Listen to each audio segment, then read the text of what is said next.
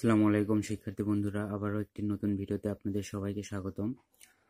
আজকে আমরা অষ্টম শ্রেণীর প্রথম অধ্যায়ের প্যাটার্ন নিয়ে আলোচনা করব। এর আগের ভিডিওতেও আমরা প্যাটার্নের একটি অঙ্ক নিয়ে আলোচনা করেছি। তো আজকে আমরা প্রথম অধ্যায়ের 10 নম্বর অঙ্ক নিয়ে আলোচনা করব।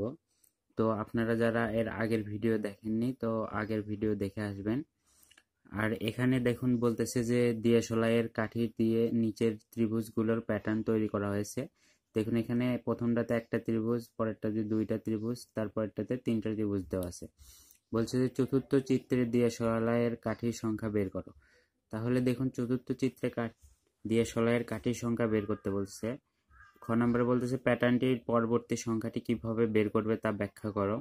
গ নম্বরে বলছে যে শততম প্যাটার্ন তৈরিতে কতগুলো দিয়াশলাইয়ের কাঠির প্রয়োজন সেটা বের করতে হবে। তো ক নাম্বার দিয়ে আমরা শুরু করি। দেখুন ক নাম্বারে বলছে চতুর্থ চিত্রে দিয়াশলাইয়ের কাঠির সংখ্যা বের করো। তো দেখুন প্রথমটাতে একটা ত্রিভুজ, দ্বিতীয়টাতে দুইটা ত্রিভুজ, তৃতীয়টাতে তিনটা ত্রিভুজ, তাহলে 4 নম্বর চিত্রে যে 4টা ত্রিভুজ হবে। তো আমরা সেজন্য কি করব সেটা লিখে নিব। চতুর্থ প্যাটার্নে 4টি ত্রিভুজ থাকবে।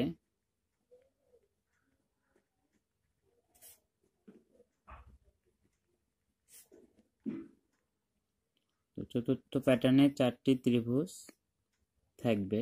তো আমরা এখন কি করব, ত্রিভুজগুলো আঁকে নিব।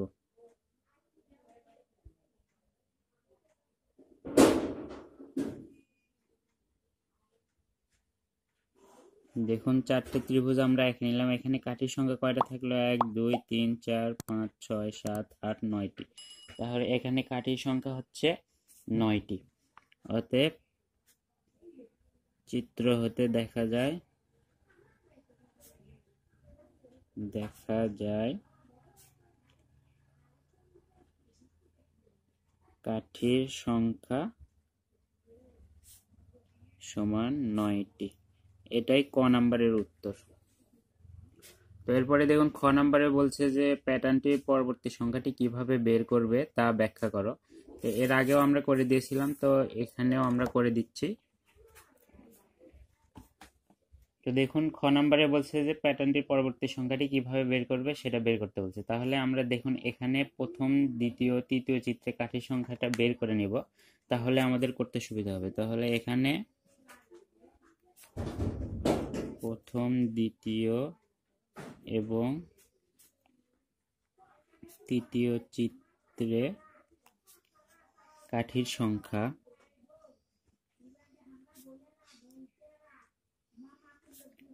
যথাক্রমে দেখুন প্রথম চিত্রে ছিল 3টি, তারপরে চিত্রে 5টি, তারপরে চিত্রে 7টি।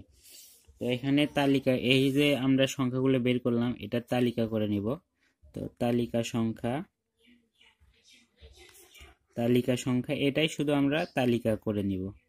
দেখুন 3 5 7। এখন আমরা আগের অঙ্কতে আমরা কি করছিলাম, প্রথমে এগুলোর পার্থক্য নির্ণয় করব। তাহলে পার্থক্য নির্ণয় করলে কত হয় সেটা আমরা দেখব। তাহলে পাশাপাশি দুইটি সংখ্যার পার্থক্য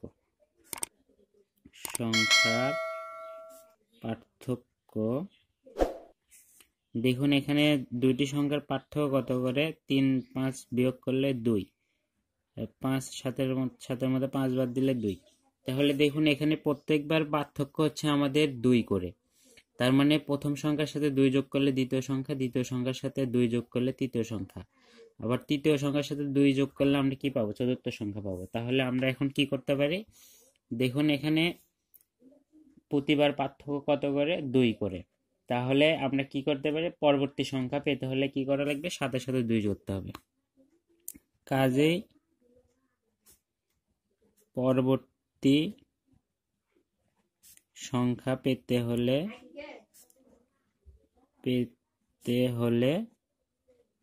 7-এর সাথে 2 যোগ করতে হবে। তাহলে অতএব পরবর্তী সংখ্যা পরবর্তী সংখ্যাটি সমান, তাহলে 7 যোগ 2 সমান 9। এটাই দেখুন পরবর্তী সংখ্যা। আমাদের দেখুন ক নাম্বারে বেড়েছে পরবর্তী সংখ্যা চিত্র থেকে 9টি কাঠি, তো এখানেও বের হয়েছে 9। তো আমাদের অঙ্ক হয়ে গেছে। এরপরে আমরা কি করব, গ নাম্বারে বলছে যে শততম প্যাটার্ন তৈরিতে কতগুলো দিয়াশলাইয়ের কাঠির প্রয়োজন সেটা বের করতে বলছে। তাহলে শততম প্যাটার্ন বলতে কি বোঝাচ্ছে? শততম বলতে 100তম চিত্র, প্যাটার্ন বলতে এরকম চিত্রর কথা বলতেছে। আমাদের এখন এখান থেকে আমাদের যেহেতু শততম প্যাটার্ন বের করতে বলছে, তাহলে 100তম চিত্রে কাঠির সংখ্যা সেটা আমাদের বের করতে হবে। সেটা বের করতে গেলে আমাদের বীজগাণিতিক রাশি লাগবে। তা আমরা বীজগাণিতিক রাশি বের করি। তাহলে প্রথম চিত্রে কাঠির সংখ্যা সমান কত? 3।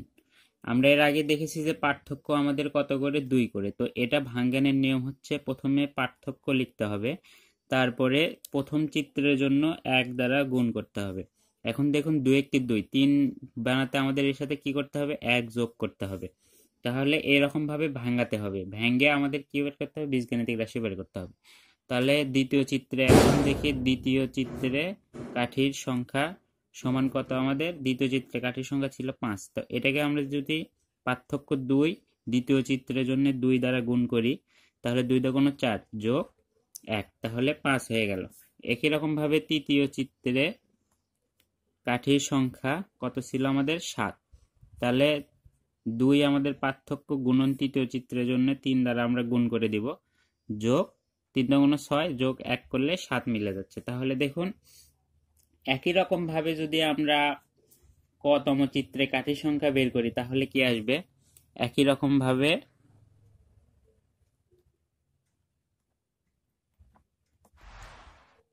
কতম চিত্রে কাঠির সংখ্যা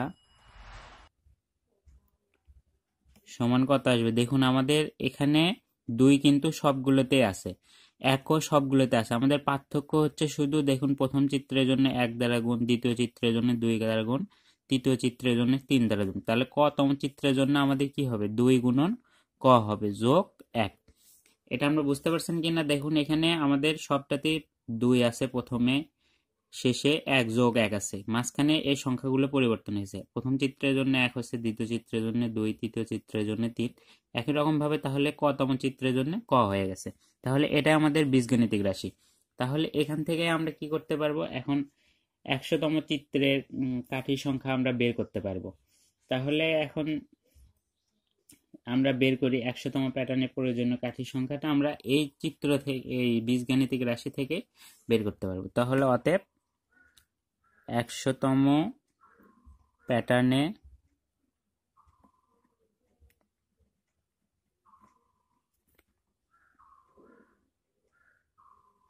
প্রয়োজনীয় কাঠির